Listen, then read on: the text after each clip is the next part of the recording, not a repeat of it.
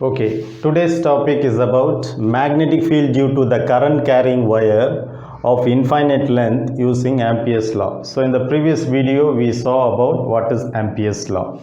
So now we are assuming an infinite long straight wire which carries a current I. So we are considering some point O, and because the current is uniform, the magnetic field around that current carrying conductor is also uniform, and we are considering some point here. Okay, so because of this current, we know that the right hand rule, current goes means the magnetic field lines will be like this. So the magnetic flux density, because of this small dl, is in this direction, dB vector, and the unit normal vector is also in this direction. The radius of the loop, magnetic loop, is r, and the point of consideration is A. Okay, we all know by Ampere's circuital law, closed line integral, B vector dot dl vector is equal to mu naught into the current enclosed in that loop. Okay, now since everything is uniform, B vector dot dl vector can be written as magnitude of B, magnitude of dl, and the angle between them is cos theta. Here the angle between them is 0 degree, so cos 0 is 1. So we write it as B dl equal to mu naught I.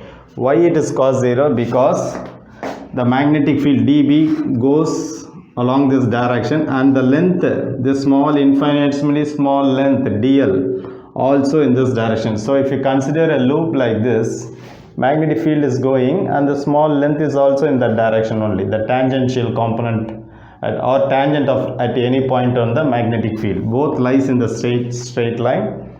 Therefore the angle between them is 0, so cos 0 is 1. Therefore we can write B vector dot dl vector as magnitude of B, magnitude of dl, and cos theta. Now cos theta is cos 0 value is 1, which is equal to mu naught I.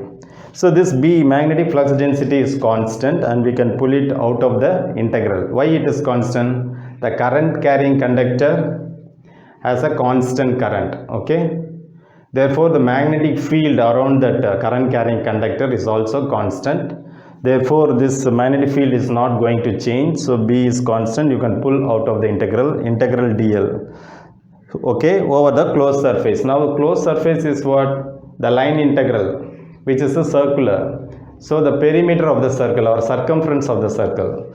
So the lower limit of this integration is 0 to 2 pi r, from 0 to the complete length. Complete length means it's the circumference of the circle, which is 2 pi r, mu naught I.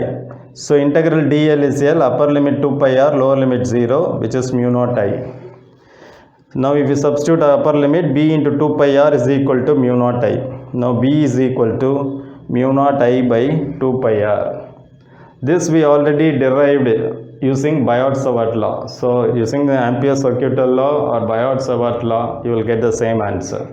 So the magnetic flux density is equal to, or magnetic field is equal to, mu naught into I divided by 2 pi r.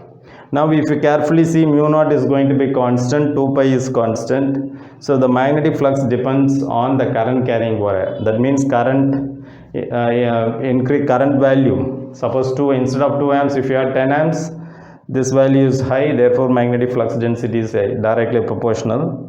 And if the radius increases, the magnetic field, magnetic flux density at that point or over the circular loop decreases. So that's the point. If you want to specify this in vector format, B vector, the direction of this dB vector, B vector is equal to mu naught I divided by 2 pi r in the direction of n cap. That is, this is the unit normal vector going in that direction. So that's all about magnetic field due to the current carrying wire of infinite length using Ampere's law.